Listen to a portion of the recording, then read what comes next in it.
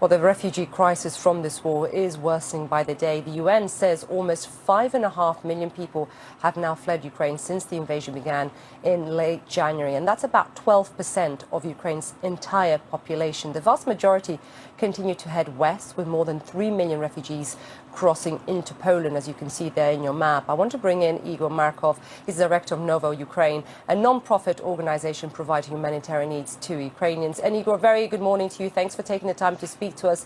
I know, let me start in Mariupol, because I know your teams on the ground have been helping with those sheltering in Mariupol. Give us a sense of what they're seeing and what they've been hearing on the ground.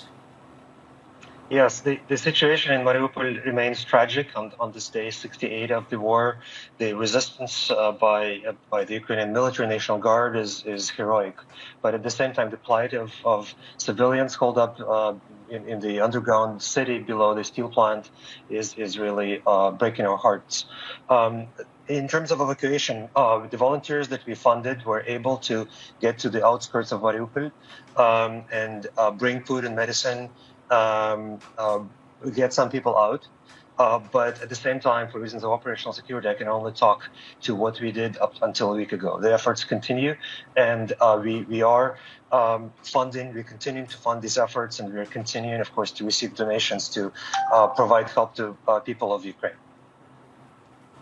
And just on that point, I know you can't provide much information for security reasons, Igor, but give us a sense of the challenges of bringing food and anything you can bring to those in need inside the city of Mariupol. Of course, 100,000 people still sheltering underground in the city. Yes, the challenges are related to finding routes to get to the outskirts of the city. There are many checkpoints of Russian forces. In some cases, they take away the vehicles. They can take away the humanitarian aid, the food. In some cases, they let these in.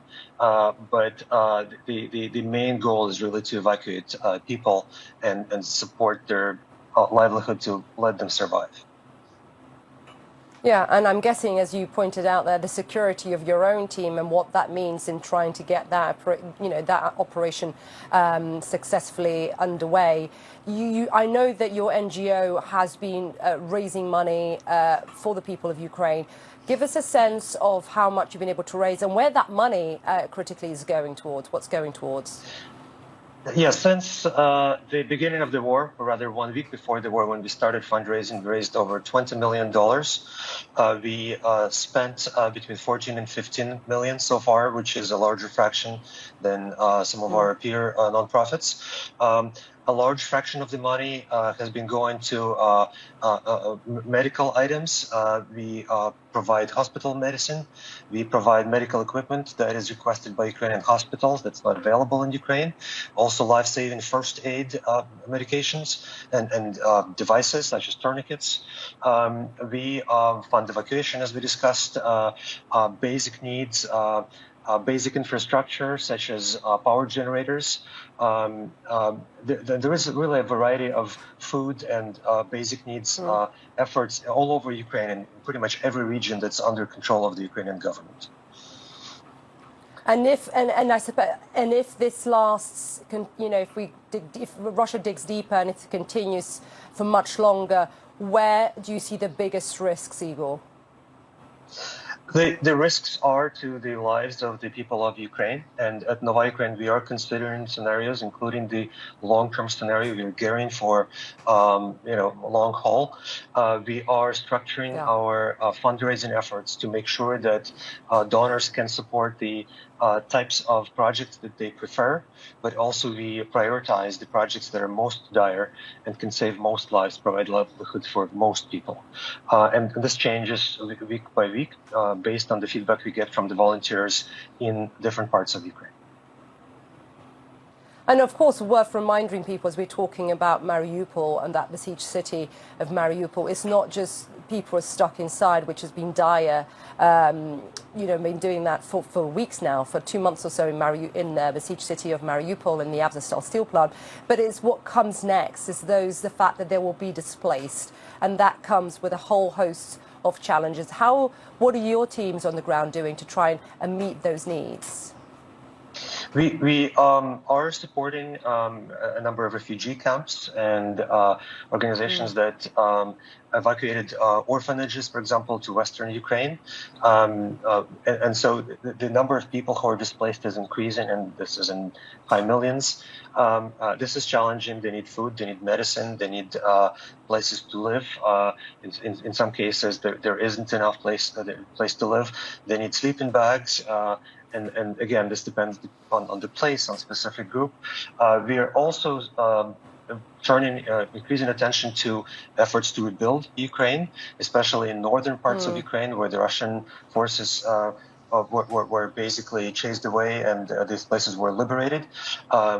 We funded ambulances for Bucha and Irpin. We funded power generators for the Chernihiv region, and we are continuing to see what can be done to help people return to their houses. For example, we funded plywood to put instead of the broken glasses, so that the houses become habitable again.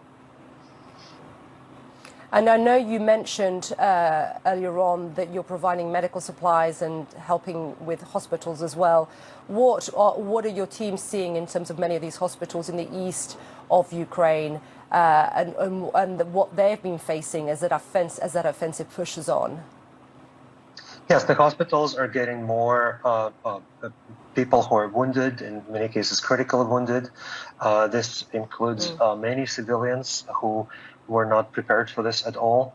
And, there is a wide range of medications that hospitals are requesting. And so we are able to work with large pharmaceutical distributors in Ukraine that have, in many cases, they have these medications in warehouses. And so it is just a matter of connecting the requesters to the suppliers and paying for the delivery and for the medications themselves. The list goes multiple pages for individual hospitals. Igor Markov, I really appreciate you taking time to speak to us and all the work that you and your team are doing on the ground. Thank you very much. Igor Markov there. Thank you, too. Well, Russia has